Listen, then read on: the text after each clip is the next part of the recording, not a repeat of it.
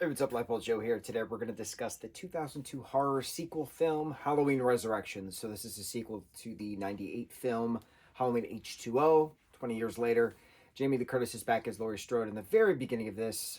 It's revealed in flashback elements via nurses talking to each other in a mental facility that Laurie is a part of, that she inadvertently decapitated the wrong person at the end of H2O 20 years later, thinking it was Michael Myers in the mask that she took the axe to. But it turns out that Michael had attacked a paramedic at the school before the body was then placed in the ambulance, which then Laurie stole.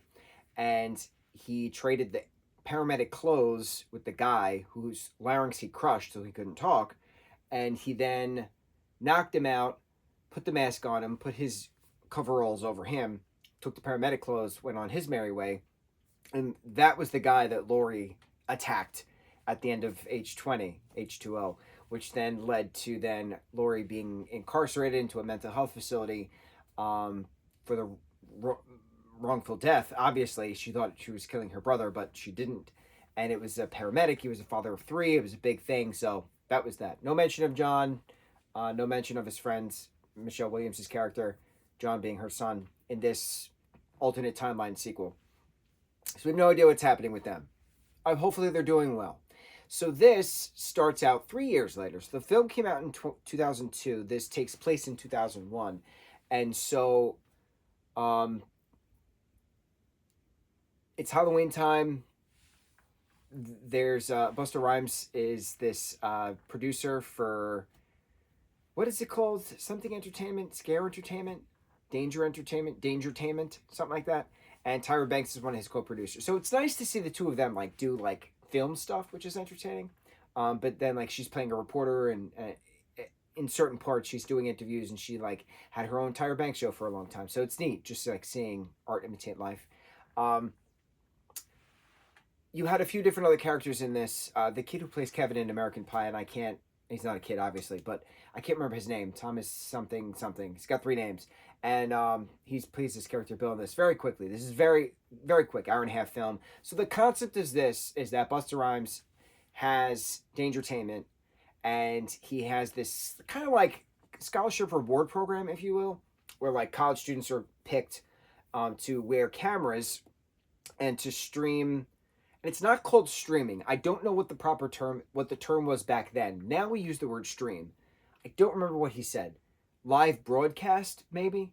Live broadcast the feed from the cameras that they're all wearing and the cameras set around the house of these college kids at the Michael Myers house, at the original Myers house where the original 1963 murder happened. So they're like set to explore and like find clues, like why did Michael do this and stuff like that in this timeline. Because we know why Michael did it in the other timeline, but this is a different timeline.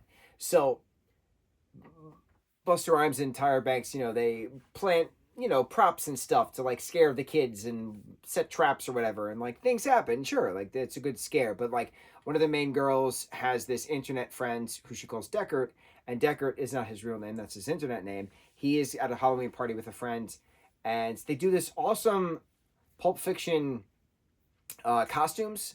John Travolta and Samuel L. Jackson's characters, respectively. And the kid doing Samuel L. Jackson's costume did not blackface himself. And I'm so happy to see it, that a white kid was just wearing an afro, and you knew that was Samuel L. Jackson's character compared to John Travolta's character of his friend, other white friend, just having some fake sideburns on, this kid being the Deckard character. And this takes place in 01, came out in 02.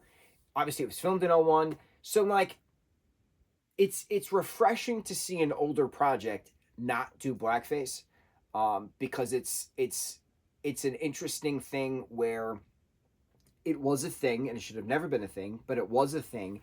And this casting department, I don't know what you want to call it, makeup department, chose not to do it. And I'm so happy they chose not to do it, because there was many projects well after 2001, 2002 that still were doing blackface on white actors. Makes no sense.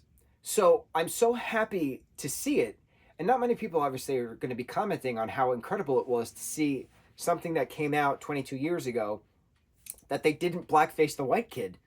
What accomplishments we're celebrating, and that's a good accomplishment to be celebrating in a horror film, in a sequel of what, seven, eight, the eighth film in a franchise.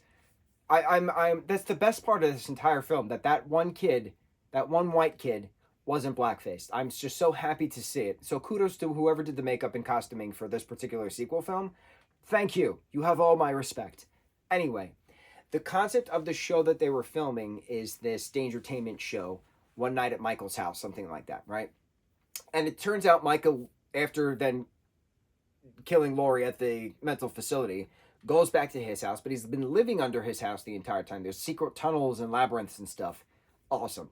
So, of course, chaos ensues. Of course, Michael goes on a killing spree. But it's an interesting way that they film this, because some of the shots are all from the cast perspective, as it's supposed to be on the TV series, which then other people are watching the live broadcast, but you can choose to see via internet what shot you want to see, what angle, what camera, and stuff like that. So Deckard is helping his female friend, who is one of the sole survivors of this, with her Palm Pilot, saying he's in the hallway and stuff. It's just so wild to see early 2000 technology being utilized compared to what we have now, where you can easily message someone, you can easily do this, you can easily do that, but back then you couldn't. So she had an internet-based Palm Pilot, and she was using it as a means of communication. She would verbally say, Deckard, where is he?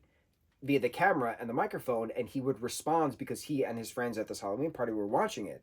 So it's just so interesting, splicing the modern technology with that, having that incredible champion moment of makeup and costuming, having a moment where I didn't expect, where the main girl takes a chainsaw out of the garage, starts it up, and starts chainsawing Michael, cut here and cut there, and I was like, oh, this is a Texas Chainsaw Massacre reference. I love it, because we just did that marathon. But then, of course, the chainsaw dies, and she just throws it at him, which was funny.